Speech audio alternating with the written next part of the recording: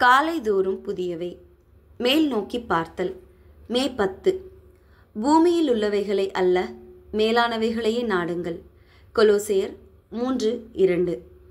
மாறுகண், வெவ்வேறு அளவிலான கண்கள். கனவா மீன் வகை. சமுத்திரத்தின் அந்தி மண்டலத்தில் வாழ்கிறது. அங்கே சூரிய ஒளி ஆழமான நீர் வழியாக குறைவாக ஊடுருவுகிறது. கணவாயின் புனைப்பெயர் அதன் இரு வேறுபட்ட கண்களை குறிக்கிறது. இடது கண் காலப்போக்கில் வலது கண்ணை விட கணிசமாக பெரிதாகிறது. கிட்டத்தட்ட 2 மடங்கு பெரியது. முதுகெலும்பில்லாத உயிரிகளை படிக்கும் விஞ்ஞானிகள் கணவாய் அதன் சிறிய வலது கண்ணை இருண்ட ஆழத்தை நோக்கி பார்க்க பயன்படுத்துவதாக கண்டறிந்துள்ளனர். பெரிய இடது கண் சூரிய ஒளியை நோக்கி மேல் நோக்கி பார்க்கிறது. நாம் தற்போதைய உலகில் வாழ்வதன் அர்த்தம் என்ன என்பது பற்றியும், நாம் கிறிஸ்துவுடனே எழுந்ததுண்டானால் எதிர்காலத்தின் நிச்சயம் என்ன என்பதையும் பற்றிய ஒரு சித்தரிப்பாக கனவாய் இருக்கிறது. நீங்கள் கிறிஸ்துவுடன் கூட எழுந்ததுண்டானால் கிறிஸ்து தேவனுடைய வலது பாரிசத்தில் வீற்றிருக்கும் இடத்திலுள்ள மேலானவைகளை தேடுங்கள். கொலோசையர் 3:1.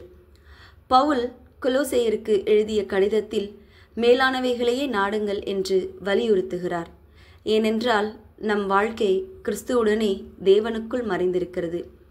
பூமியில் வசிப்பவர்கள் பரலோகத்தில் நம் வாழ்க்கையை எதிர்பார்த்து காத்திருப்பதால் நம்முடைய தற்போதைய யதார்த்தத்தில் நம்மை சுற்றி என்ன நடக்கிறது என்பதை குறித்து பார்க்கும் பயிற்சி அளிக்கிறோம்.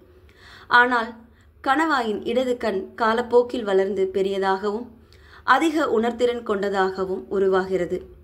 அதேபோல ஆவிக்குரிய உலகில் தேவன் செயல்படும் வழிகளை பற்றிய விழிப்புணர்வில் நாமும் வளர்கிறோம். இயேசுவில் உயிரோடு இருப்பதன் அர்த்தம் என்ன என்பதை நாம் இன்னும் முழுமையாக புரிந்து கொள்ளாமல் இருக்கலாம். ஆனால் நாம் மேலே பார்க்கும்போது நம் கண்கள் அதை மேலும் மேலும் பார்க்கத் தொடங்கும். உங்கள் மேல் நோக்கிய பார்வையை எவ்வாறு உருவாக்க முடியும்? பரலோக விஷயங்களில் உங்கள் மனதை எவ்வாறு அமைத்து கொள்ள முடியும்? தாவீது போர்க்களத்தில் இறங்கிய போது கோலியாத் சுற்றி பார்த்து தாவீதை கண்டு அவன் இளைஞனும் சௌந்தரிய ரூபமுமான சிவந்த மேனியுள்ளவனுமாய் இருந்தபடியினால் அவனை அசட்டை பண்ணினான். இஸ்ரவேலுடைய இராணுவங்களின் தேவனாகிய சேனைகளுடைய கர்த்தரின் நாமத்திலே உன்னிடத்தில் வருகிறேன் என்றான் தாவீது. மேல் நோக்கி தேவனை பார்த்து வெற்றி கொண்டான் தாவீது. நீங்கள் உலகை சுற்றி பார்த்து நடை போடாதீர்கள், தேவனை நோக்கி பாருங்கள், என்றும் வெற்றிதான். ஜெபம். என் மனதையும் என் இருதயத்தையும் உமக்கு உரிய காரியங்களில் நிலைப்படுத்த எனக்கு உதவும். ஆமேன்.